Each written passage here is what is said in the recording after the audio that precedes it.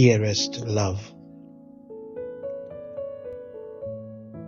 After eating her own, she had tried to steal her sister's food as well, and the sister had given her a knock, and he had watched with the corner of his eye and let it go because he would have beaten her well if he was to handle that situation of stealing. The mother came in and he heard the loud shouts and some beatings, and he peeped out and saw the big girl trying to defend why she had knocked the younger sister.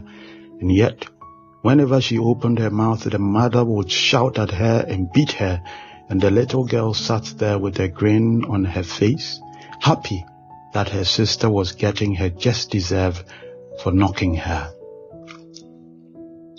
The little girl's story was this: "Ma, today she knocked me on the head, and because of that my head is paining me. I can't even swallow, and my eyes are all watery. I can't see properly." The mother's reaction was just based on the elder sister supposedly hurting the younger one, and for that, the elder was to be disciplined.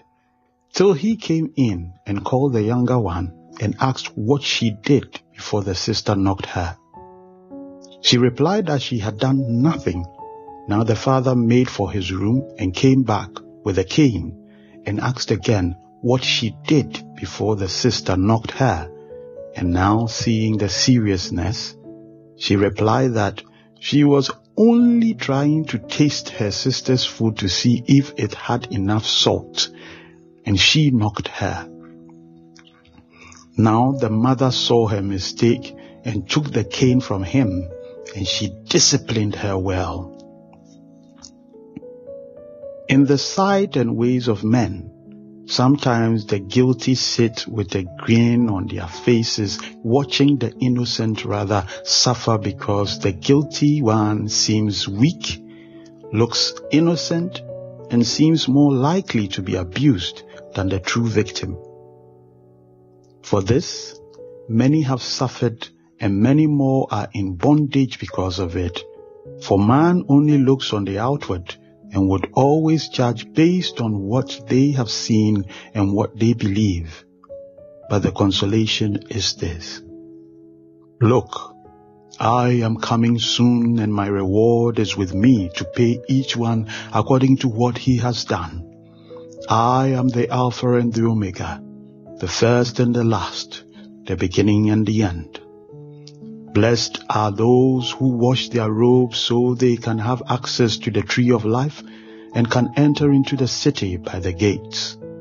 Outside are the dogs and the sorcerers and the sexually immoral and the murderers and the idolaters and everyone who loves and practices falsehood. Revelation chapter 22, verse 12 to 15. The true judge is coming. He who cannot be bribed, cannot be tricked or deceived. He is coming with his reward. So beware. Stay blessed, trust and obey, for there is no other way. K.